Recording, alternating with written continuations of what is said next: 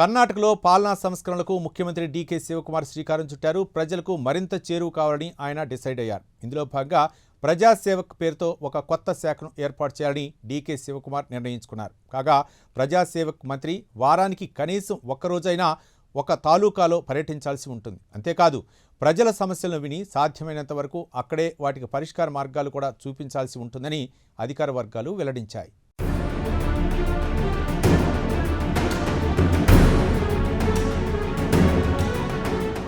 కర్ణాటక ముఖ్యమంత్రి డీకే శివకుమార్ పరిపాలనపై తమదైన ముద్ర వేయడానికి తీవ్ర ప్రయత్నాలు చేస్తున్నారు.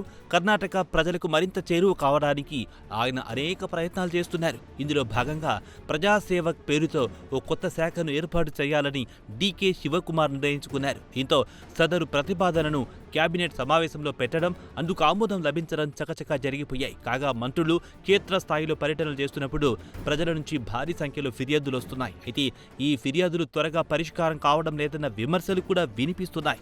ఈ నేపథ్యంలో సదరు విమర్శలకు చెక్ పెట్టడానికి వీలుగా ప్రజాసేవక్ పేరుతో ఓ కొత్త శాఖను ఏర్పాటు చేసింది డీకే శివకుమార్ సర్కార్.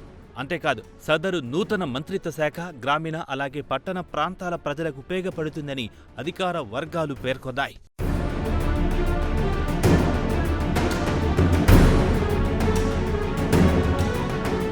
అంతేకాదు ప్రజాసేవక్ పేరుతో ఏర్పాటయ్యే శాఖకు కొత్తగా ఒక మంత్రిని ఏర్పాటు చేస్తారు. ప్రభుత్వానికి అలాగే ప్రజలకు మధ్య వారధిలా పనిచేయడమే సదరు మంత్రి లక్ష్యంగా ఉంటుందంటున్నారు అధికారులు. అంతేకాదు వారాంతంలో సదరు మంత్రి ఓ సమీక్షా సమావేశం నిర్వహించాల్సి ఉంటుంది. సదరు వారంలో మొత్తం ఎన్ని ఫిర్యాదులు వచ్చాయి, ఎన్నింటిని ఆయా మంత్రిత్వ శాఖల దృష్టికి తీసుకెళ్లాం, వీటిలో ఎన్ని ఫిర్యాదులు పరిష్కారం అయ్యాయి, ఇలా ఒక సమగ్ర నివేదికను తయారు చేసుకోవాల్సి ఉంటుంది. ఆ తర్వాత ఈ నివేదికను ఏకంగా ముఖ్యమంత్రి డీకే శివకుమార్ కార్యాలయానికి సమర్పించాల్సి ఉంటుంది.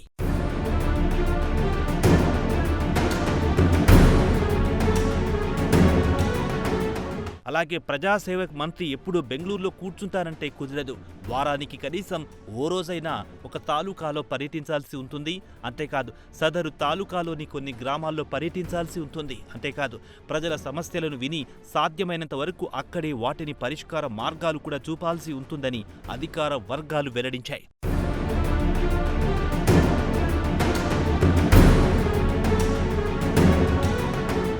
ఇదిలా ఉంటే ఇప్పటి వరకు సమస్యల పరిష్కారం కోసం ప్రజలు బెంగళూరు వెళ్లేవారు. కాగా ప్రజాసేవక్ శాఖలు వచ్చిన తర్వాత సీన్ మారబోతోంది.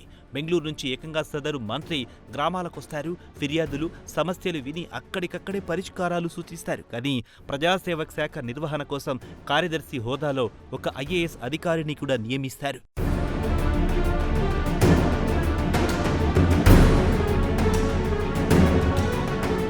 కాగా ప్రజాసేవక్ శాఖ వల్ల అనేక లాభాలుంటాయంటున్నారు అధికారులు. ప్రభుత్వ సేవలు చాలా త్వరగా గ్రామస్థాయికి చేరుతాయన్నారు. అంతేకాదు ప్రజల సమస్యలు చాలా త్వరగా పరిష్కారం అవుతాయి. అలాగే మంత్రులు, ఎమ్మెల్యేలకు ప్రజలతో సత్సంబంధాలు ఏర్పడతాయి. వీటన్నిటితో పాటు ప్రభుత్వ పనితీరులో పారదర్శకత అలాగే జవాబుదారీతనం కూడా పెరుగుతుంది.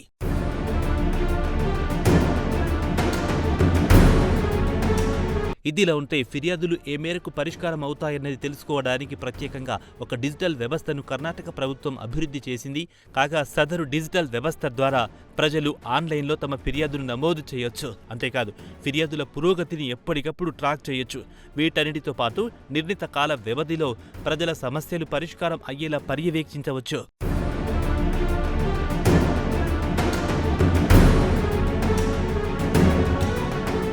కాగా మరో 2 ఏళ్లలో కర్ణాటక అసెంబ్లీకి ఎన్నికలు జరగబోతున్నాయి. ఈ ఎన్నికల్లో కూడా విజయం సాధించాలని కాంగ్రెస్ పార్టీ గట్టి పట్టుదలతో ఉంది. ఉత్తరాదిన కాంగ్రెస్ పార్టీ ఉనికి నామమాత్రంగా మారింది. ఉత్తరాదిన ఒక్క హిమాచల్ ప్రదేశ్లోనే కాంగ్రెస్ ప్రభుత్వం ఉంది. అలాగే జార్ఖండ్ ప్రభుత్వంలో కాంగ్రెస్ భాగస్వామ్య పక్షంగా ఉంది. అయితే దక్షిణాదిన కాంగ్రెస్ పార్టీ కొంతమేర నిలదొక్కుంది. కర్ణాటక, తెలంగాణలో ఇప్పటికే కాంగ్రెస్ ప్రభుత్వాలున్నాయి. కాగా తాజాగా కేరళంలోనూ కాంగ్రెస్ సర్కార్ ఏర్పడింది. ఈ నేపథ్యంలో 2028 అసెంబ్లీ ఎన్నికలను దృష్టిలో పెట్టుకుని పాలనాపరంగా డీకే శివకుమార్ కొత్త మార్పులు చేస్తున్నారని రాజకీయ పరిశీలకులు అంటున్నారు. ఏదేమైనా పరిపాలనలో సంస్కరణల దిశగా ముఖ్యమంత్రి డీకే శివకుమార్ అడుగులు వేస్తున్నారు.